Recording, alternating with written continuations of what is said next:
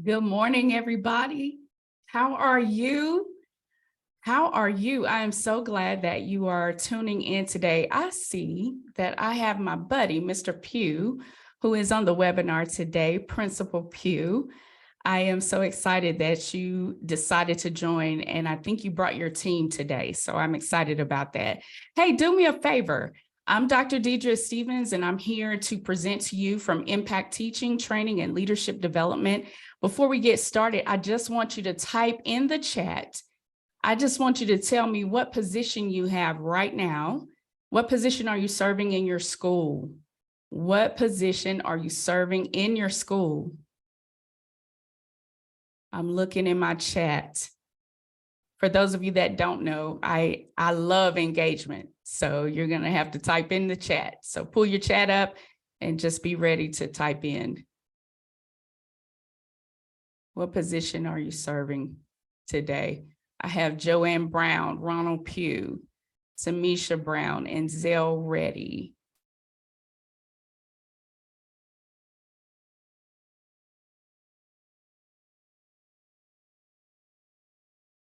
Ooh. I see you, Joanne Brown.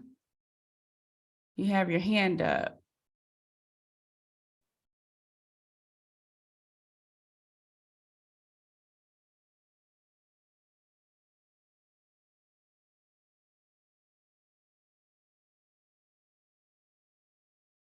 Hey.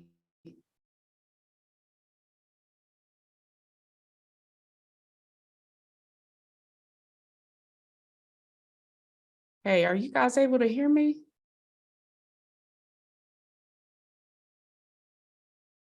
Thank you.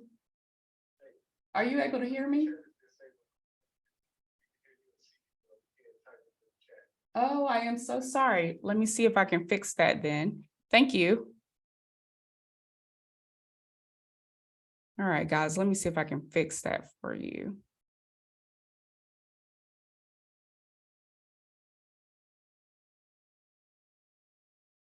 Okay, I hear you guys. But you can chat or put in the Q&A, because I see somebody put in the Q&A and told me that your chat is disabled. I'm so sorry about that. Let me see if I can fix it really quickly. And if I can't, then we'll move forward today, because I know some of us have lunch duty. Amen. Yes, amen.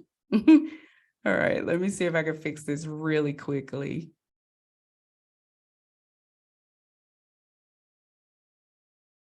I noticed that I was speaking to some of you and you had not responded. So again, okay, let's do this. Let's type in the Q&A, because I can see the Q&A, okay? So today, or for the sake of the presentation today, we're going to type in the Q&A, and then I will make sure in the next presentation, which I'll tell you about later, that you are able to type in the chat. I do remember messing around with that the other day, okay? So let me have everybody test out your Q&A. I see you, Zell Reddy. Let's go. Okay, I see you guys. All right, I know that all of you have duties that you have to attend, because I used to be you. So I am going to go ahead and get started with the presentation today, okay? I have the Q&A posted. So any questions that you have, any wonderings that you have, any aha moments that you have, we will post them in the Q&A, okay? All right, let's get started. As the preachers say, I will not be before you long. All right. Okay. So today I am doing this training because I understand that sometimes you get overwhelmed, especially this part of the year. So I'm going to talk to you about 5 things your campus needs to prepare for your next academic school year. Okay. So many times we get overwhelmed because we're trying to do too many things in a small window of time. So today I'm going to give you 5 strategies that is going to help you to expand that window of time and set a comfortable pace for your campus, okay? All right, so I've already talked to you about who is here, a little bit about myself, okay? I am fun-loving. I love talking, so a webinar is appropriate for me, okay? I love family. I'm one of 83 grands and great-grands. I have a great passion for education, which some of you who are on here have worked with me before, so you already know that. And within education, I can't even describe the passion I have for school transformation. So I have been involved in school transformation for over 20 years as a teacher and as a school administrator. And there are just some things that you need to have if you're trying to accomplish improvement or student improvement.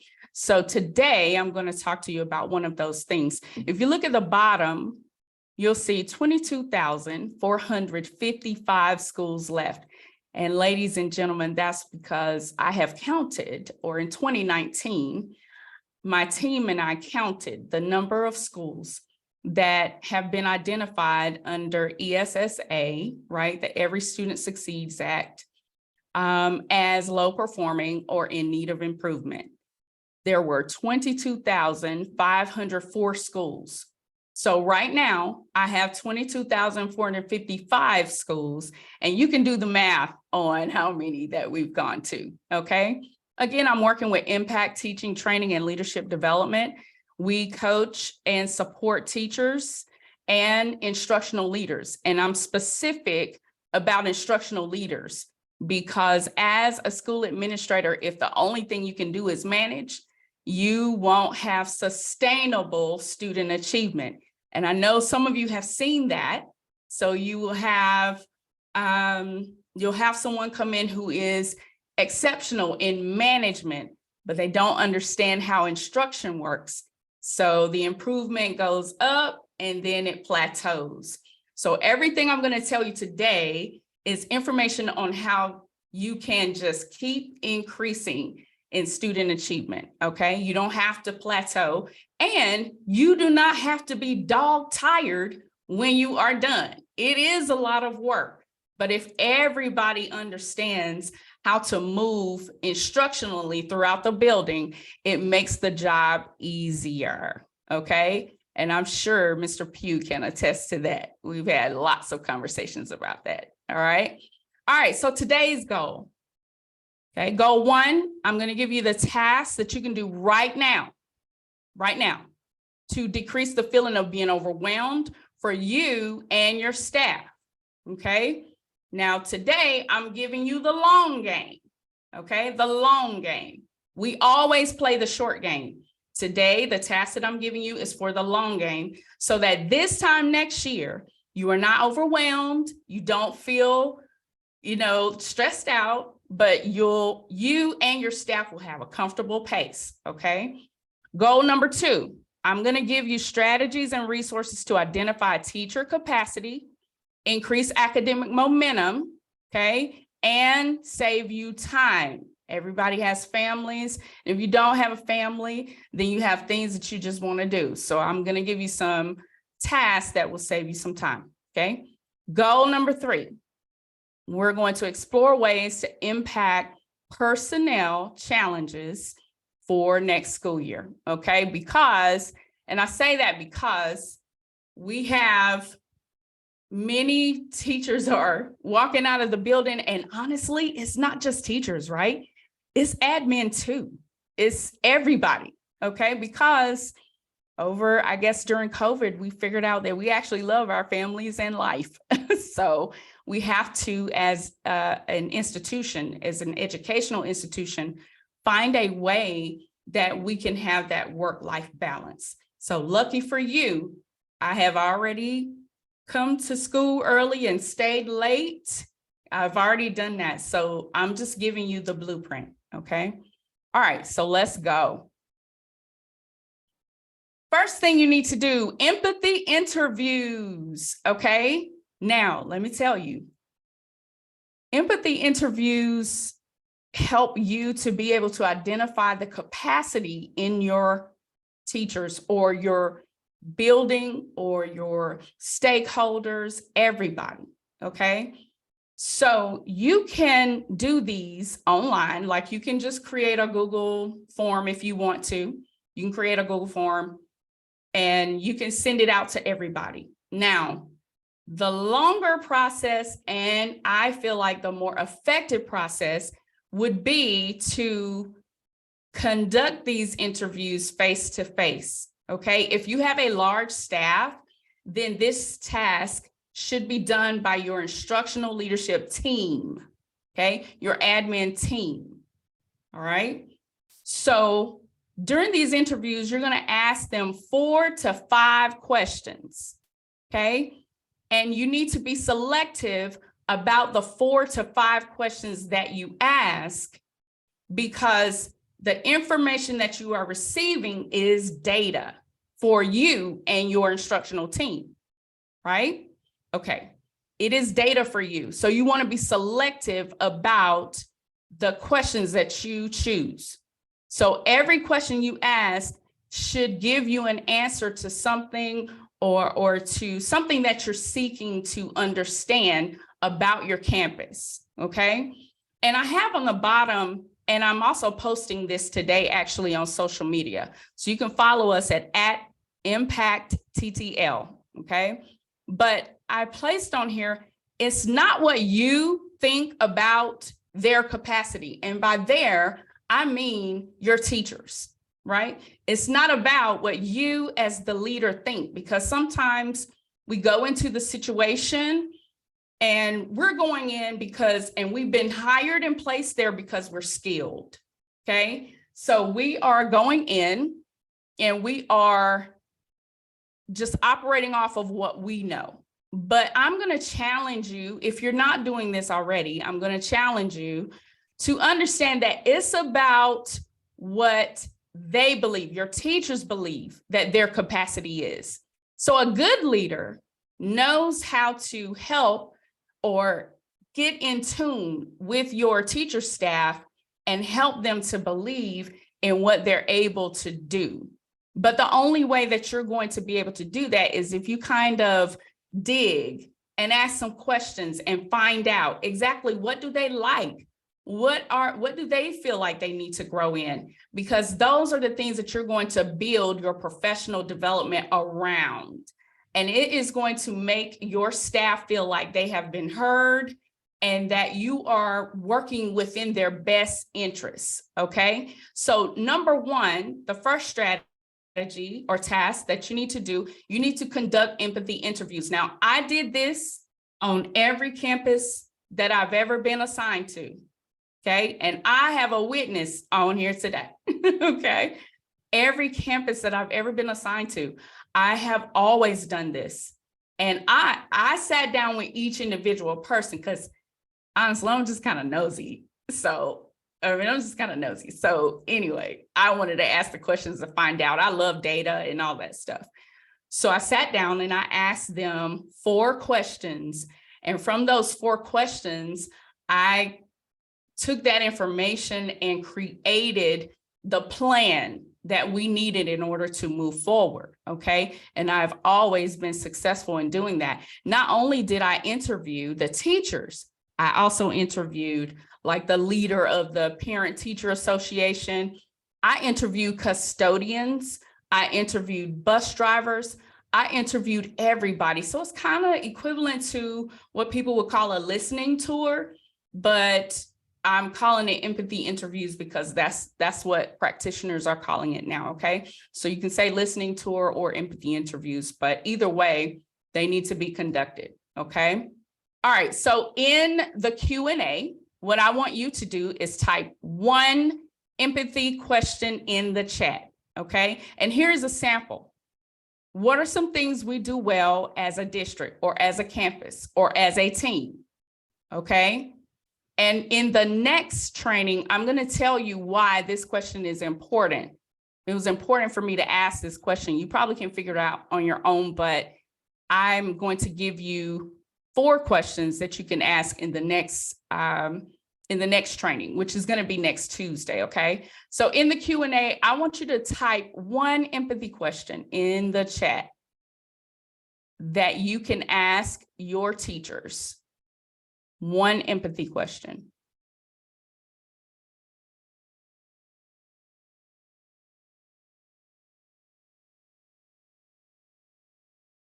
I'm looking in the Q&A.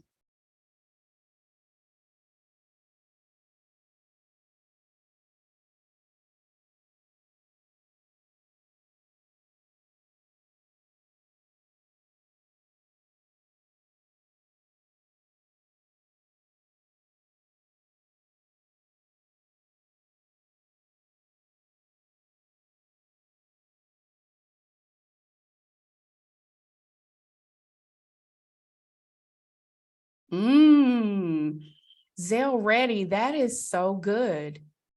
What are your expectations of your admin team? Ooh, that's a good one. I hope that you're attending next week, because that's definitely a good question, because we'll be able to explore what data you can pull from that. I'm sure you have in mind what I tell you what, can you give me a snippet, or can you tell me what information you expect to receive from that? How are you going to use that information? How is that information going to help you and your team to pivot? Okay, I'm going to give you time to put that in the Q&A, and I'm going to move forward. But that's a great question. That is actually awesome. Ooh, Tamisha said, how do you feel the campus leadership team can support you? Very good.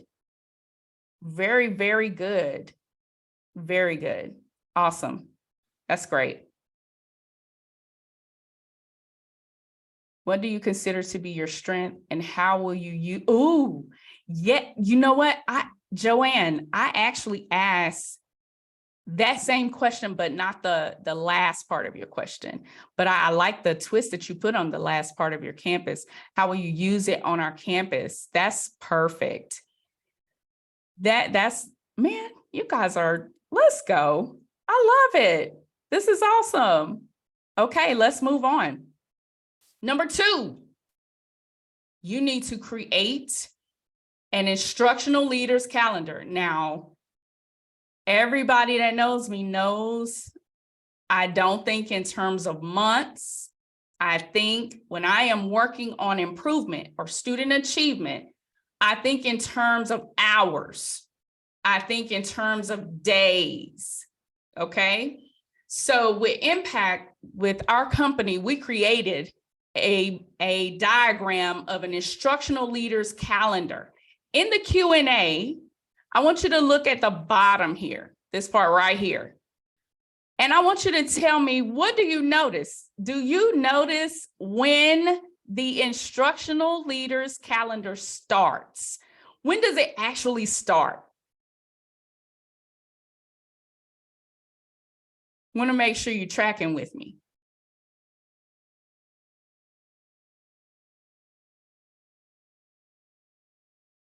When does it start? Many people use the district or the school calendar in order to plan instruction, and that, my dears, is why you are overwhelmed.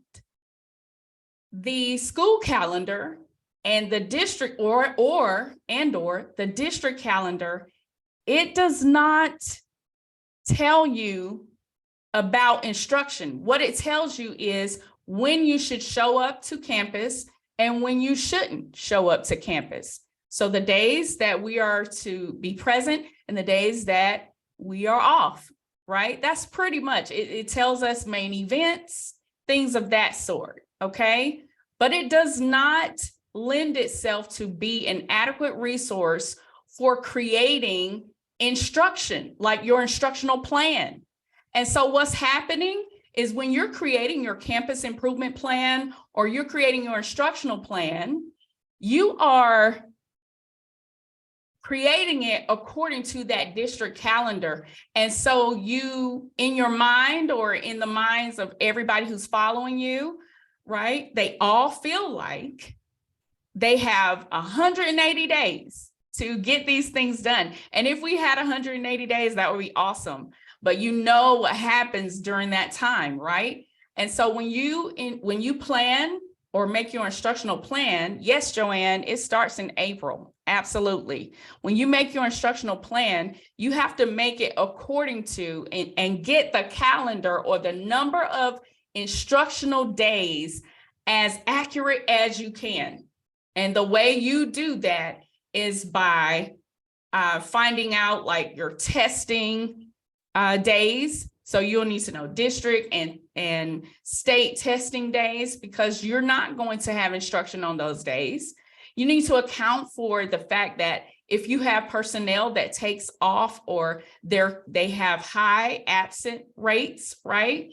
They don't come to school as often as we would like for them to, which is actually a cultural problem, but it is what it is. If they're not coming, then, and you're always having subs, then you need to give an account for those days. So kind of take an average. You need to give an account for how fast your students learn, like what do you have, which is why you are disaggregating student data, because you need to know what is the quality of student that you're serving. What do they need? Can they handle instructional days that's jam-packed, full of material? You know, do your teachers have the capacity to be able to carry out this plan within the number of days that you have allotted? So many times what I see is many people go by a district calendar, but instructional leaders can't go by that calendar. You have to create your own calendar, and it starts in April. It doesn't start in July.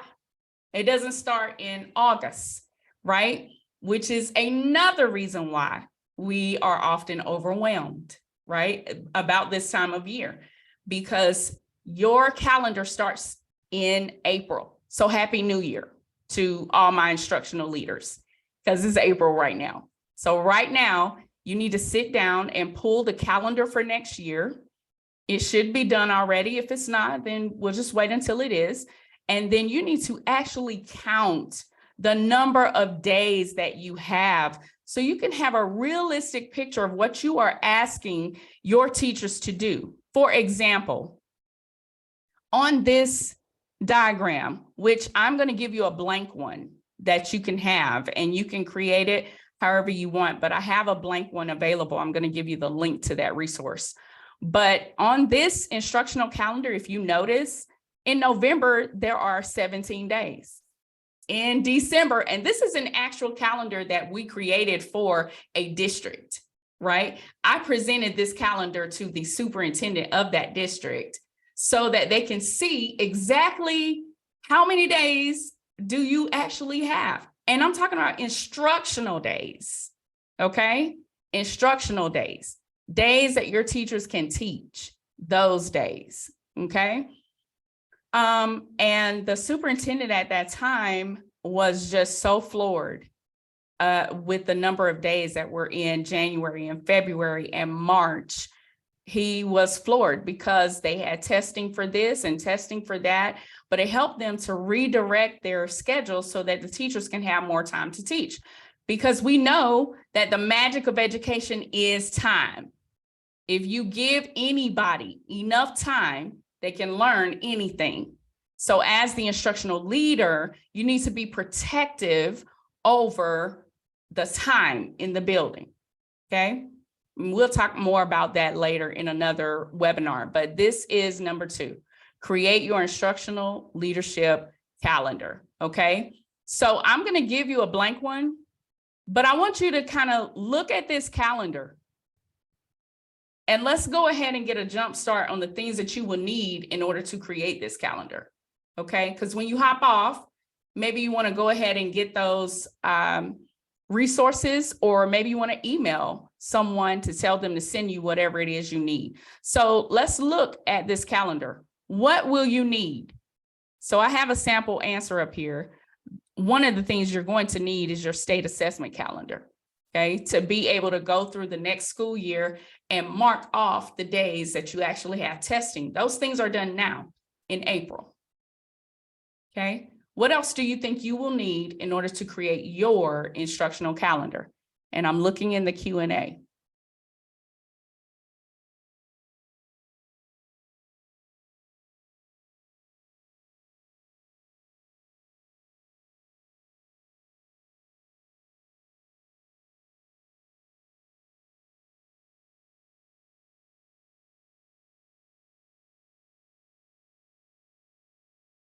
I see Zell Ready said district calendar. You are exactly right. You will need your district calendar in order to create this. Also, you will need, right? You will need to sit down with your team and talk about, or go to the data clerk or the attendance clerk and try and look at the data for your campus about how many days did teachers miss on campus. That's going to help you figure out about how many days you need to allot for next year, right? These are things people overlook, okay? District assessment calendars. Yes, ma'am. Tamisha, you do need district assessment calendars, okay? You also need to have a conversation with your instructional leadership team to talk about planning and hiring, right? And I think that's okay, and that is coming up in a bit. So number 3, what you need is you need to use your current data, okay, to prep. So I was reading some research and it talked about how students lose 40%, okay, of instruction. 40% of whatever you taught or teach, they're going to lose it over the summer. 40%, okay, that's the research, right? So what you need to do is, as an instructional leader, okay, especially if you're in a challenging school, okay, you need to get a head start on what's coming to you. So you need to reach down to your feeder schools and ask for their benchmark data if you haven't done that already. You need their benchmark data for the incoming students so you can begin planning your entire building and your entire plan, your entire instructional plan. And also, that's important because for students, they may need something over the summer. They're headed to lose 40%. So they may need something over the summer, like a boot camp in the summer, right before school starts, to teach basics, but you need to know what basics you need to teach. That information comes from the student data, right? You have the benchmark data and all of that for the students who are in your school, but you also need that data for any incoming students that are coming. You also need to not just make your data about being quantitative. That data needs to also be qualitative. So where can I find qualitative data?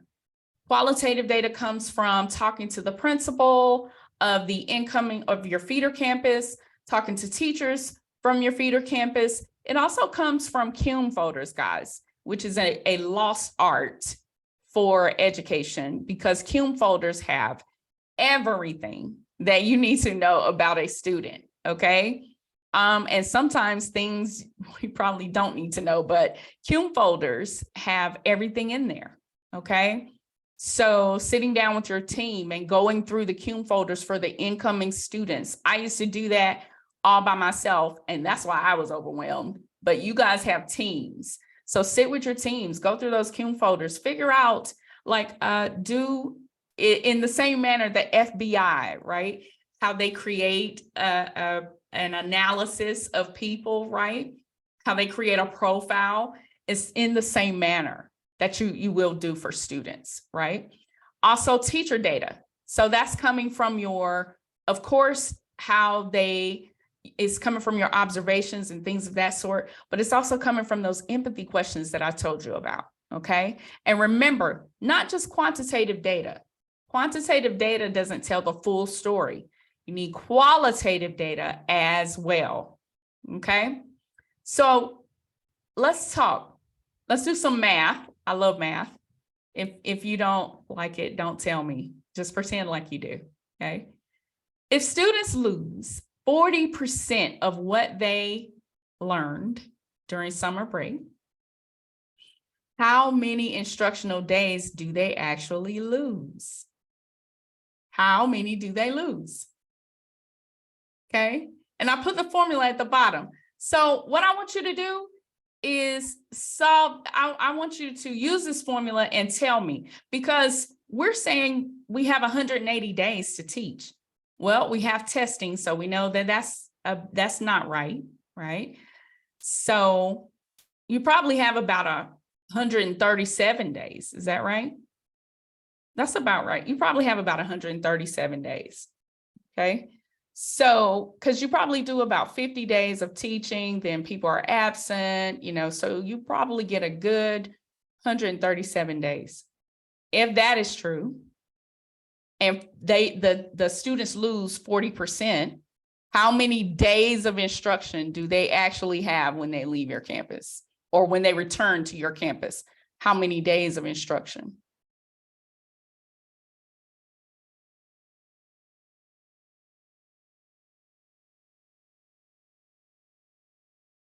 And I'm like the teachers, I'll wait. I'll wait.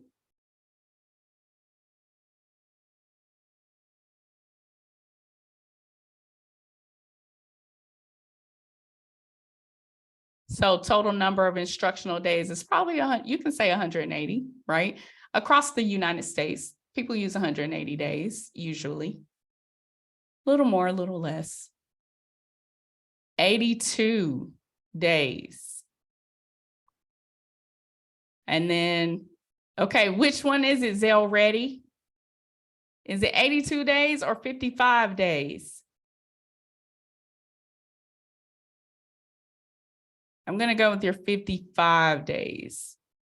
They lose, for your formula, you're saying, according to the total number of days that you put in, they lose about 55 days. So think about summer. That 55 days that they are going to lose, how are you going to recover that? All of these things are what you think about when you're creating an instructional plan for your campus. Those 55 days, how are you going to make sure they recover? Now, many times when I tell instructional leaders this, they're like, oh, I can't recover 55 days, because they're thinking of an entire 6 to 8 hour day, right? But students are not in math class for 8 hours. They are not in math class for, I see you, Joanne, 74. Okay, she used 187 times 0.4 equals 74. That's how many days? Yeah, Joanne, I see all your question marks. 74 days is what they lose over the summer. Okay, so, but they're not in math for 74 days. They're in math for 74 hours, roughly, right? They're in math for however many, whatever your number is, they're in math for that many hours. So don't think about, oh man, how am I going to recover an entire day? It's not an entire day that you're trying to recover for. In your instructional plan, you want to make accommodations to cover those 74 hours. 74 hours. So usually in a boot camp, right, they will spend in a content area about 3 hours, right? So they'll come in like 8 or 9, they'll come in 9 and they'll leave at 12 for a boot camp usually, right? So think about that when you're planning your boot camp. How, like, what happens in those 74 days?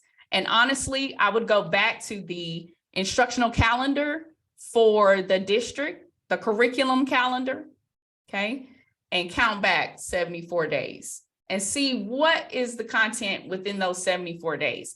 Or you can give a pre-test and then determine from there, especially for incoming students, because if you guys are in high school, so you have 9th graders coming in. So you can use the benchmark, because nothing is really going to change that much from the benchmark to the time they come to you based on this research. Nothing's going to change that much.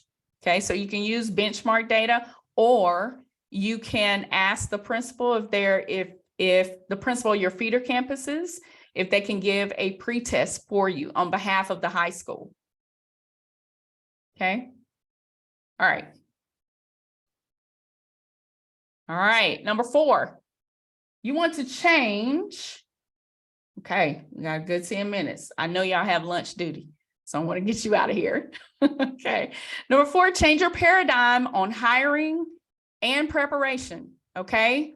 Now, I have been to Tennessee. I've worked internationally. I've been to all different schools, and everybody is saying the same thing. We have so many subs.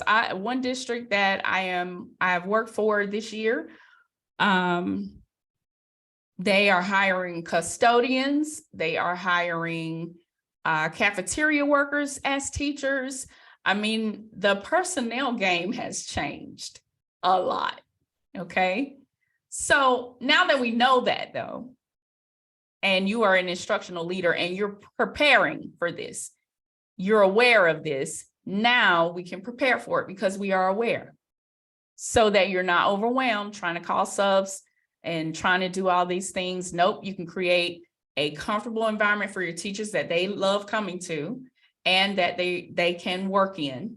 And you can be prepared in the event those teachers do not show up, okay? So start looking for teachers now, okay? And I understand that maybe the positions haven't been posted on the website or whatever, or teachers have not given their their resignation notification or anything like that. No, but you can start talking to candidates so that you can have a list of candidates prepared so that if and in the event people start saying they're not returning, you have candidates that you have talked to. You can call them back in for another interview and you can go from there. Okay. Start looking for long-term subs now, okay? So your district probably has a roster of long-term subs. Start calling them in and talking to them so that they can be you can build that connection and they can be there. And you want to include long-term subs and TAs in your preparation. So I understand that normally when we are preparing as it relates to content, we stick with the content teacher or the content personnel that we've hired. But in this day and time, you're going to have to expand the way you think about preparation, because when that teacher calls out, we need somebody who can step in and do the work. No longer babysit, do the work, especially if you are in a challenging school, okay? All right, so you're gonna have to prepare them. If you have TAs, they need to be prepared. If you have everybody, your SPED teachers that normally just do paperwork, they're gonna have to also do curriculum, okay? Because it's going to take everybody in order to make this happen. There's no other way around it, okay? We need every hand. So make sure every hand is prepared. All right. So type in the Q&A. Give me one place in which we are able to find teachers. Where can we find teachers now? Now, I gave a sample answer and I said universities. And I understand that if you see my note below, it's not an excellent source right now because people are not just going into education the way they used to. You know, we've been in a drought for 50 years. So this post-COVID is not really all of that different, except that it's more intense, right? But we've been in a drought for 50 years. And now the intensity is that universities are not necessarily an excellent source right now because people are just not applying to be teachers. And we all know why, okay? But it was a good source for me to put in here. So in the Q&A, I wanna know, where can we find teachers, guys? Where can we find teachers?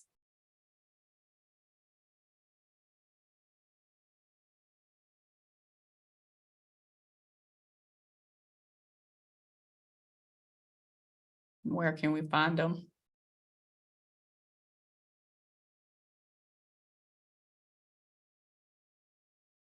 Or where are you looking?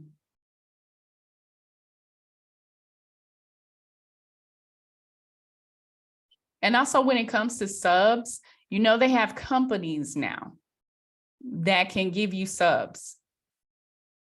The name of the one company I'm thinking about, it escapes me right now, but maybe I'll email it to you guys. But you can find a company that will give you subs.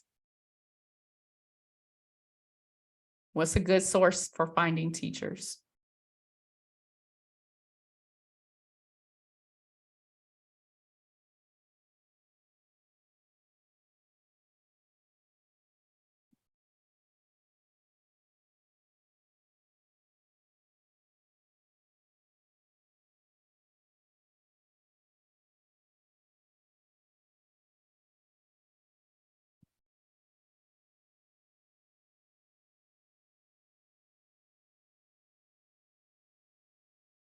Are you guys stuck? You don't know?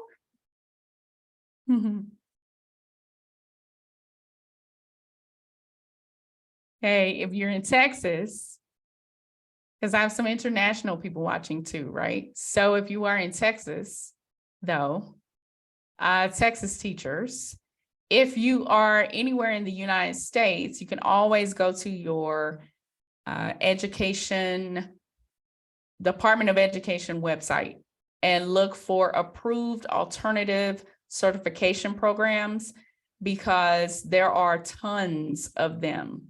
Okay. And so since it's April, remember I told you Happy New Year starts now. So since it's April, what you want to do is you want to make sure that you are connecting with these people so that you are able to get the teacher of your choice.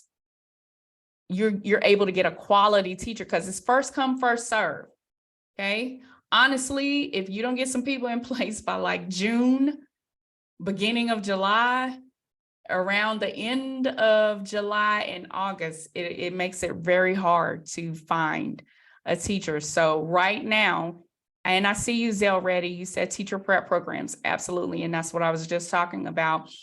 Your district can also look into becoming an alternative certification program, okay, with your state, which means you're able to hire people who have degrees, and you can just pull them in and use your district as the avenue for certification. So that might be something that you want to advocate for. Okay. All right, let's get to number 5 so I can get you to lunch duty. All right, number 5, prepare PD intro. Now this window, a lot of people miss it. They miss it. And so what happens is they are in the waiting game over the summer, waiting for people to resign, waiting for it, because people are like, I don't know if I want to come back, blah, blah, blah. You have to create your instructional plan. And within the next few weeks, I'm talking about within the next maybe 3 weeks or so, okay? Get with your team, create your instructional plan. That is your direction. That's the nucleus for your campus, okay? And there's nothing that happens on the campus that is not driven by what you're doing academically. Everything that's there should somehow be connected to the academics that you have on that campus. All right. So once you get that instructional plan together, or even an idea of what that plan is going to look like, what you want to do is start introducing next year's PD structure and focus. Okay. Now, this is going to help your instructional team because it gives you and the teacher an opportunity to figure out if this is a best fit. So when teachers know what to expect when they return, then they know whether or not this is the environment for them. And this is not a good or bad thing. So don't funnel it into any of those avenues, right? It's not a good or bad thing. It is just they have more information and they are able to decide if this place is a good fit for them because they know what's coming next year. Okay. So when I say PD structure, I mean, if you're going to, after you conduct your empathy interviews and you see that you can provide differentiated professional development, if that's what you're going to do, start introducing differentiated professional development next year. Do a whole state of the school speech based on the research we found and our conversations with you all. This is the direction that we're going to take next year. Okay, so people can decide if this is what they want to do. Okay, and it should be done probably within the last 2 staff meetings that you have. And it doesn't necessarily have to be like the regular ones. It could be like your work days or whatever you have before they leave for the summer. But the last 2 times you meet with them should be about our new direction next year, what we're going to do. Okay. All right. All right. In the Q&A, that was my last, that's number 5. So in the Q&A, I want you to write, what was your greatest takeaway today? What was your greatest takeaway today?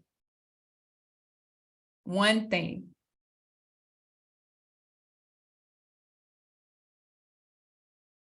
Greatest takeaway.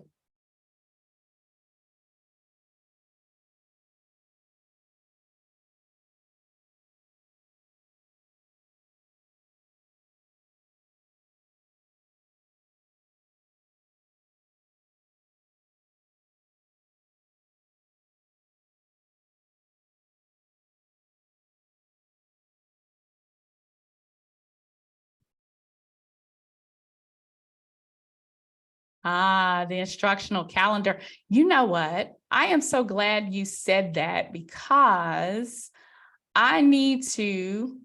Are you guys able to copy from the chat? If I put something in the chat, are you able to copy? Or do you even see? I tell you what, I am going to the calendar. Okay. Thank you, Pew. I'm going to give you a blank copy so you can take that and create your calendar with your team. I'm going to give you the link so that you can have a blank copy of it. I'm going to see, I have it listed here. Let me see if I answer you, if everybody is able to copy it. Yes, that instructional calendar or instructional leaders calendar, people are operating according to the wrong calendar. And that is why they are overwhelmed.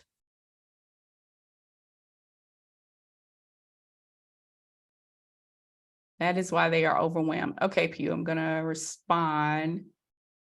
Okay, I think if I put this in, okay. Are you guys able to see the answer I just sent to Pew?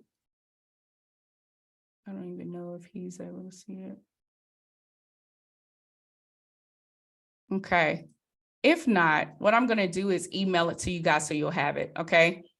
Tamisha said conducting the empathy interviews with all staff. And Tamisha, not just your teachers, but I'm talking about your organizations. Well, for some of the school districts that I work in, they have unions. So I always say sit down with the union president. In Texas, it would be whatever their teacher organization is, right? So sit down with that person. If that person is heavy in dealing with teachers on campus, sit down with any stakeholder that could cause a delay or that could expedite the academic process on your campus, any person. And it doesn't seem like the maintenance people or the bus drivers, you would think that maybe talking to them wouldn't be beneficial, but I'm telling you it is, because they affect your campus culturally and operationally, right?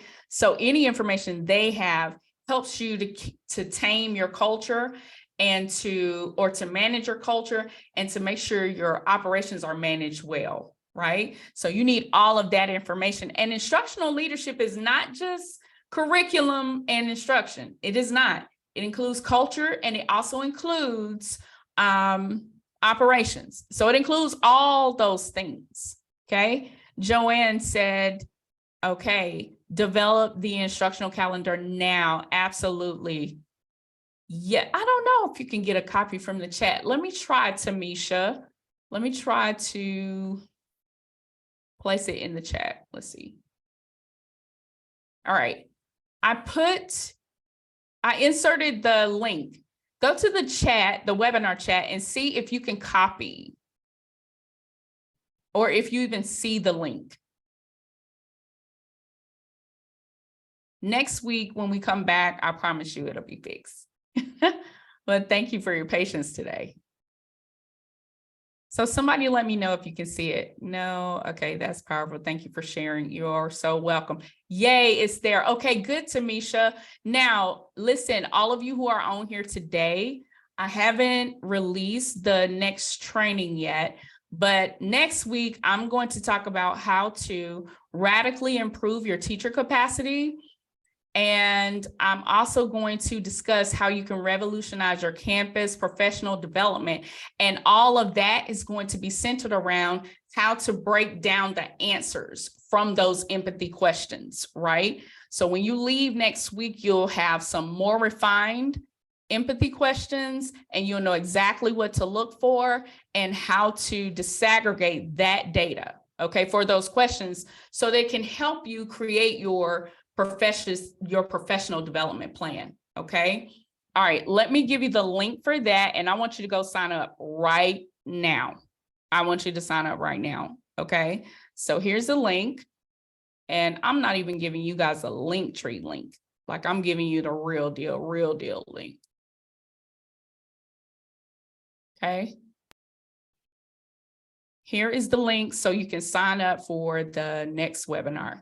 So I want you to go and sign up for that webinar right now. And then I want you to come back to the Q&A and I want you to type in, I'm in. Okay.